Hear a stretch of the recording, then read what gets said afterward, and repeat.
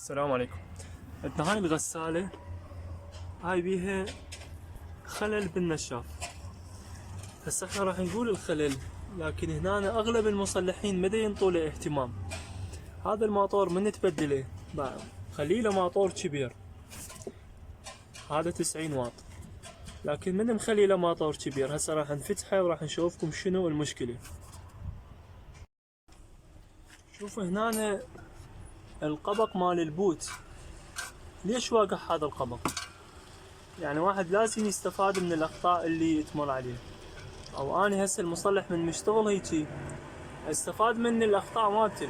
هذا هو مو قلة خبرة، هنا عجز يعني ما اعتقد مصلح ما يعرف هاي الشغلة. هسه راح نطلع الماطور لي برا همين حتى تتوضح الشغلة اكثر. هنا هذا الماطور فيه عدة اخطاء. شوف ماطور ال90 واط هو مثل ما نعرف عليه شي فاشل، يعني من انت تشد 90 واط الافضل من عنده هو 70 واط بهواية. هو البلادي مالته 70، ليش تشد 90؟ يعني هذا ما يقرا 90 واط، دائما دي يسبب لنا مشاكل ويحترق. فليش تشد 90؟ هو 70 جيب واحد ماركة تعرفها وشد 70، المهم ماركة نحاس زينة.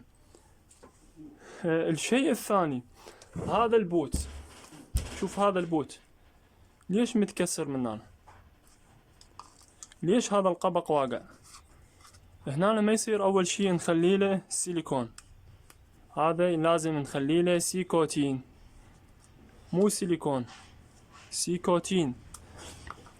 هنا ليش متكسر؟ هنا الماطور عالي، هو هذا المفروض واحد يشد له 70، انت شاد له 90، من تعلي راح يدخل هنا، هذا راح يدخل، هذا البرغش راح يسوي، راح يفلشه وراح يطلع هذا مثل ما شفتوا، يطلع هذا البوت ويوقع المي ويحترق الماطور. فالصحيح شنو هيك يصير بهذا المستوى، هذا الكوبلين ما يفوت بالبوت، هيك يصير، هيك يعني ما يدخل. الشغلة الأخرى هنا هذا ليش فالت؟ هذا ليش فالت؟ شوف هسه من تجي تضبه ينضب، هذا تجي تضبه ينضب، يعني هسه هذا على وشك ان يفلت.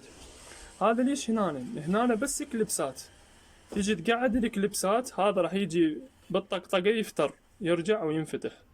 فالحل شنو مالته؟ من تقعد كليبس ينضرب برغيين، واحد منا وواحد منا ويا البودي مال الغسالة نايلون.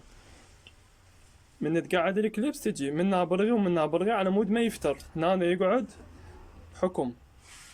زين هاي المشكلة شلون راح نحلها؟ هاي هنا البوت دا يدخل بالكوبلن، فأما تقص السبرينج، قص السبرينج أقل شي 2، يعني دائرتين، أو تبدل الماطور إلى 70. الخطأ الآخر هنا هذا المصفي مال النشاف.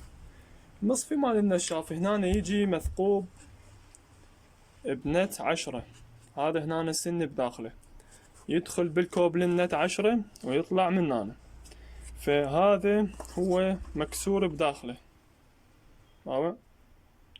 مكسور بداخله.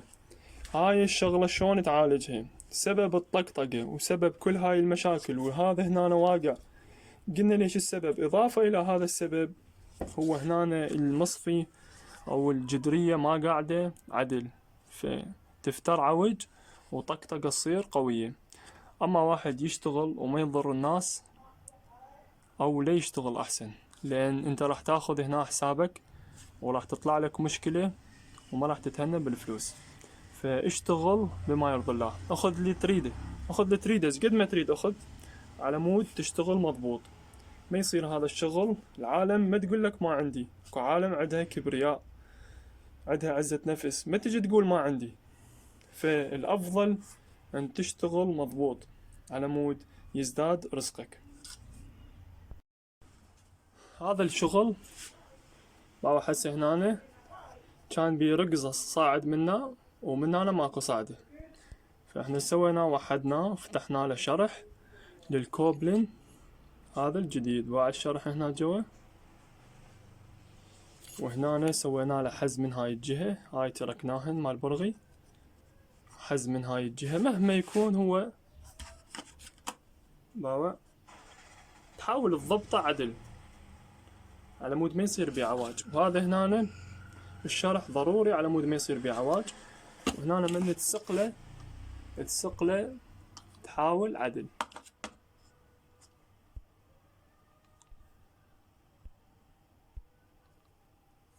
هذا السقل يعني هنا توحده لان كان بيه ركزة عالية منه، وحدناه وفتحنا له شرح ومن هنا اخذناه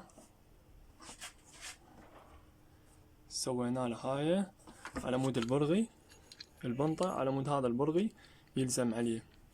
هسه احنا راح نشد له ماطور 70 وهذا ال90 نعوفه، وهذا باع البلادي مالته 70 ما يصير نشد له 90. راح نشد له 90 وهاي ونشده ونشوف النتيجة. شوفوا هنا الماطور رجعناه 70، البرغي المتصل بالمصفي هنا خارج الكوبلين، هنا من الطقطق ما راح يتفلش هذا البوت. ضروري هاي الشغلة ضرورية. العدالة مال الجدرية هم لها دور.